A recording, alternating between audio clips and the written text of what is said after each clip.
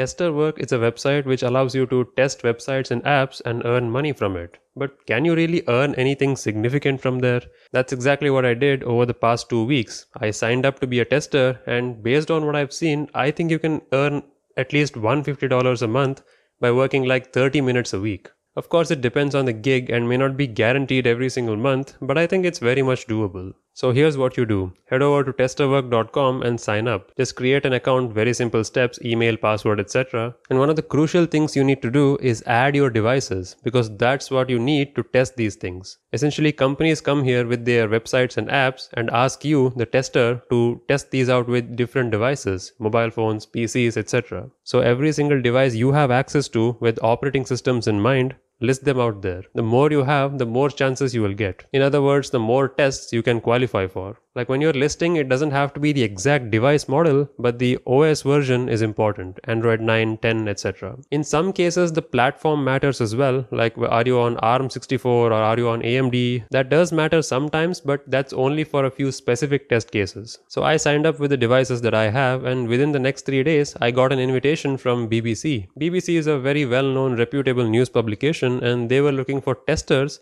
to test out their website loading speeds. So you will get an invitation like this. It'll specify everything like the device requirements, etc. and they'll even mention a timing. You'll usually have 24 hours to do the whole thing. In this case, they shared me an Excel sheet or a Google sheet with some details in it. Now, I forgot to record it at the time and now I have lost access. So I created a dummy version of that based on my memory. It was kind of like this, but it was a lot more professional, but that's not the point. The point is what you need to do. So since this was a URL speed test, like the page loading test, of course they need a reference. So they'll ask you to put down your internet speed. So simply go to speedtest.net on the device that you're using to test, mention the download and upload speeds, take a screenshot and post it there. And then they had a few tests like this where they even give you detailed instructions. Simply click on that and exactly record the time that the page needs to load. So they recommended having a separate device that acts as a stopwatch. So you can actually use a different stopwatch, a clock, whatever you have.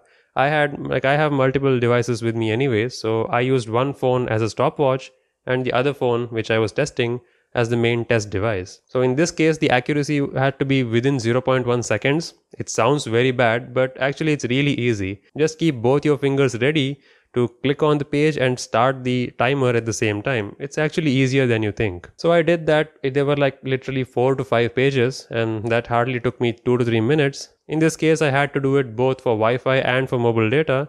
So yeah, I did that in like 10-15 minutes and sent it off. And on top of this, if there was any bug or some sort of a issue with the page, you can raise that bug. They'll verify it if it's an actual bug and you'll be paid extra for that. I didn't find any bugs. BBC is a professional website, so it was loading very well. So I just gave my observations and remarks. Like I wrote some remarks on the side that this can be improved or that can be improved, just based on my understanding. You don't have to be very descriptive, but I'm usually like that. I'm a very descriptive, detailed person, so I wrote like 2 to 3 lines of my personal remarks. And that's it. I sent it off and never heard from them for about the next 5 days. I thought, well, this is a lost cause. I'm not going to hear back from them, or maybe, they didn't like my work or something. But no, just today I got the email that PayPal has been credited $24, which is exactly the amount they promised. And I got 2 more invitations today for 2 other tests. I may or may not do them, but the point is, you can earn from this website. All they need from you is to be alert and attentive to see what's going on the website and report back with helpful tips. Basically give your user experience and help them fine-tune their business. And of course, they'll pay you. So after PayPal's $1.6 fee debit, I got about $22 for hardly 15 minutes of work. And that too, it was a super simple work. It wasn't like 15 minutes of intense activity. No, it was just starting and stopping a timer, which was like a game to me. Imagine getting paid to have a playful interaction with your device and record your timing. As I said, I got 2 other test invitations today,